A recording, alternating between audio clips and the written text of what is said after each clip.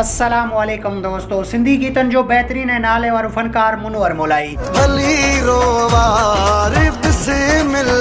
फनकार मुनवर मोलाई केर ऐं किथां जो आहे? फनकार मुनवर मोलाई हक़ीक़त में बोह जो वापारी आहे? छा हक़ीक़त में मुनवर मोलाई मुमताज़ मोलाई जो भाइटियो आहे? छा मुनवर मोलाई हक़ीक़त में गंजो आहे?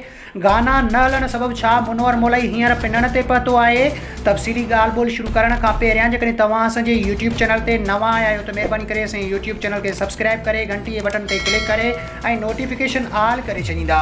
सब्सक्राइब करण सां अव्हां जेको बैलेंस कोन वेंदो पर असांजी काफ़ी हौसला अफ़ज़ाई थींदी ऐं तव्हांखे बि वधीक वीडियोज़ ॾिसण वटां मिलंदा। हलूं था पंहिंजे मेन टॉपिक तरफ़ त सिंधी गीतनि जो मशहूरु फनकार मुनवर मोलाई। लख लख मुबारक थई दिल जा हया धक थई। मुनवर मोलाई मीरपुर ख़ासि भरिसां हिकिड़े नंढड़े ॻोठ सां तालुक़ु रखंदड़ आहे। मुनवर मोलाई खे फ़नकारी जी दुनिया में सिंध जे बहितरीन शाइर सैयद सागर शाह मुतारिफ़ करायो।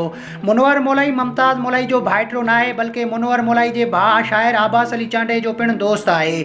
मुनवर मोलाई काफ़ी वेझड़ाइप सबबु मुमताज़ मोलाई जो भाइटियो ऐं उस्ताद हरू भरू सॾरायो।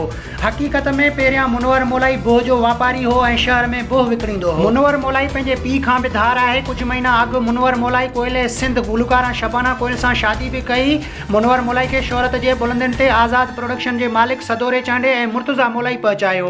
बाद में मुनवर मोलाई आज़ाद प्रोडक्शन खां निकिरी एसआर प्रोडक्शन में कमु करणु लॻो, मतिलबु उते ॻाइणु लॻो। एसआर प्रोडक्शन खां मुनवर मोलाई खे वेतर काफ़ी शोहरत मिली। जल्दी अमीर थियण जे चकर में मुनवर मोलाई एसआर प्रोडक्शन खे छॾे वियो ऐं पोइ बाद में गाना न हलण सबबु आख़िर मुनवर मोलाई पिनण ते ज़रे घटि पहुतो।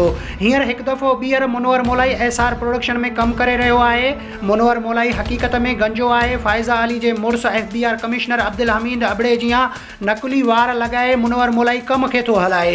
हिन तरह जा वधीक वीडियोज़ ॾिसण जे लाइ असांजे यूट्यूब चैनल खे सब्सक्राइब करे घंटी जे बटन ते क्लिक करे ऐं नोटिफिकेशन ऑल करे छॾींदा।